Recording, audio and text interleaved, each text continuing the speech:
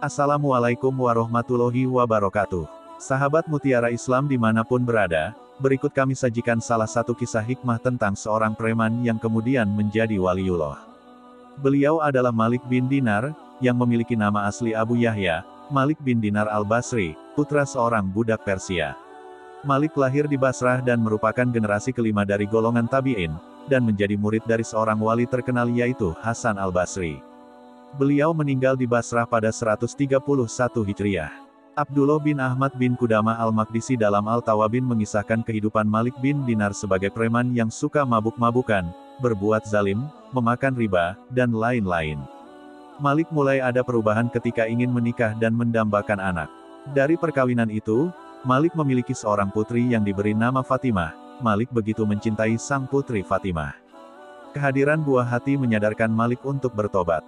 Meski tidak berhenti total, kehadiran si putri Fatimah memberikan perubahan besar dalam kehidupan Malik. Perilakunya berangsur mendekatkan diri kepada Allah Subhanahu wa Ta'ala. Si putri Fatimah pernah melihat Malik memegang segelas khamar. Anak Fatimah mendekat kemudian menyingkirkan gelas tersebut hingga tumpah mengenai bajunya. Padahal, usia Fatimah belum genap 2 tahun. Namun malang, Allah berkehendak lain. 1 tahun kemudian, tepat di usia 3 tahun, Fatimah diambil kembali oleh sang Khalik. Kematian si buah hati Fatimah membuat psikologi Malik tergoncang. Malik kembali ke dunia hitam, bahkan lebih buruk dari sebelumnya. Datanglah masa ketika setan membujuk untuk menenggak minuman haram sepanjang malam. Minuman memabukkan itu membuat Malik tertidur lelap. Waktu itu, pada malam nisfu Sya'ban, tepat malam Jumat, Malik yang sedang mabuk dan tidak mengerjakan sholat Isya, bermimpi mengerikan. Malik bermimpi seakan-akan kiamat telah tiba, sangkakala ditiup, kuburan mengeluarkan isinya, seluruh makhluk telah dikumpulkan. Dalam mimpi itu, Malik berada di antara mereka dan mendengar suara dari belakang. Malik menoleh dan melihat ular besar yang berwarna hitam kebiruan mengejarnya dengan mulut terbuka. Malik lari terbirit-birit karena ketakutan. Dalam mimpi itu, Malik bertemu dengan seorang syekh berpakaian bersih dengan bau yang sangat harum. Malik mengucapkan salam padanya. Syekh dalam mimpi itu menjawab salam Malik. Malik bertanya, "Wahai syekh, selamatkan aku dari ular itu, semoga Allah menyelamatkanmu." Syekh itu menangis dan berkata, "Aku lemah, sementara ia lebih kuat dariku. Aku tidak mampu melawannya. Cepatlah pergi, semoga Allah menyelamatkanmu dari ular itu," dawuh Syekh kepada Malik dalam mimpinya. Malik terus berlari, lalu naik di atas tebing dari tebing-tebing kiamat. Malik mendekati kobaran api neraka dan Malik hampir terjatuh karena takut kejaran ular itu. Tiba-tiba ada suara teriakan, "Kembalilah, kamu bukan termasuk penghuni neraka." Ular itu terus mengejar. Malik kembali mendatangi Syekh dan berkata, "Wahai Syekh, aku memohon padamu agar menyelamatkanku dari ular itu, namun engkau tidak melakukannya." Syekh itu menangis lalu berkata kepada Malik, "Aku lemah, tapi pergilah ke gunung itu, karena di dalamnya ada simpanan orang-orang Islam.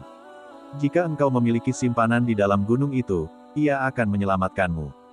Malik melihat gunung bulat yang terbuat dari perak, ada kubah di atas lembah permata dan tirai-tirai yang bergelantungan.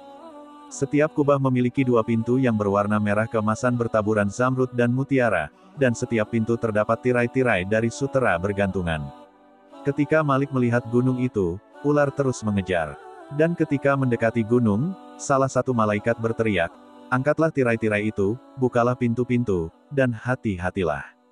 Mudah-mudahan orang malang ini memiliki simpanan yang dapat menyelamatkan dia dari musuhnya." Tirai-tirai itu diangkat, pintu-pintu dibuka, dan tiba-tiba dari dalam tempat itu muncul anak-anak yang wajahnya bersinar seperti bulan purnama, namun ular itu terus mengejar Malik. Di antara anak-anak itu ada yang berteriak, "Celaka engkau, kemarilah dan mendekatlah kalian semua. Musuhnya sudah dekat dengannya." Anak-anak itu kemudian keluar satu demi satu, dan Malik melihat putrinya, Fatimah, yang sudah meninggal dunia 2 tahun yang lalu. "Anakku mendekatiku." Fatimah menangis dan berkata, "Ayah, demi Allah." Fatimah kemudian melompat ke dalam kereta cahaya yang kecepatannya seperti anak panah. Fatimah meletakkan tangan kirinya di atas tangan kanan Malik dan berpegangan tangannya. "Ayah, belumkah tiba waktunya bagi orang-orang yang beriman untuk tunduk mengingat Allah?" tegur Fatimah dalam mimpinya. Malik menangis dan berkata, "Anakku, kalian memahami Al-Quran?" Fatimah menjawab, "Ayah, Kami lebih memahaminya lebih baik darimu. Beritahu aku tentang ular yang ingin membunuhku." Fatimah menjawab, "Ia adalah amal burukmu yang kemudian menjadi kuat dan akan melemparkanmu ke neraka." "Lalu siapa syekh yang aku temui di jalan itu?" "Ia adalah amal baikmu yang menjadi lemah, sehingga ia tidak dapat membantu menyelamatkanmu dari amal burukmu."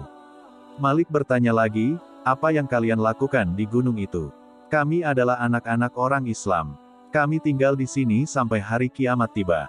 Kami menunggu kedatangan kalian dan akan memohonkan syafaat kepada kalian." Malik terbangun ketika fajar telah terbit. Sejak itu, Malik menjauh dari minuman khamar dan bertaubat kepada Allah.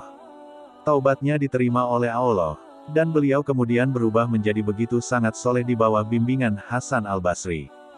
Beliau kemudian diangkat menjadi salah satu wali Allah dan juga termasuk dari golongan tabi'in yang ahli hadits.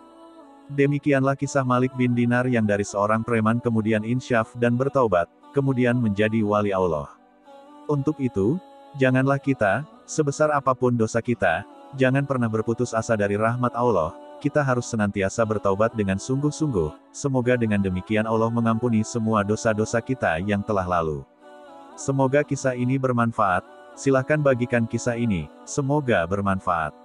Wassalamualaikum warahmatullahi wabarakatuh.